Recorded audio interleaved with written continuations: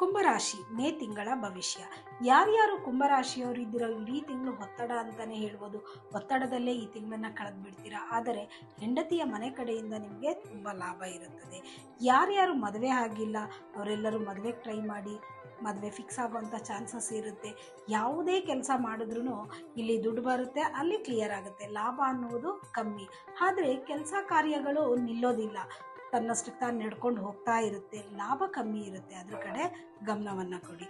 ಹಾಗೆ ವಿದ್ಯಾರ್ಥಿಗಳು ಸ್ವಲ್ಪ ಎಜುಕೇಷನ್ ಕಡೆ ಗಮನವನ್ನು ಕೊಡಿ.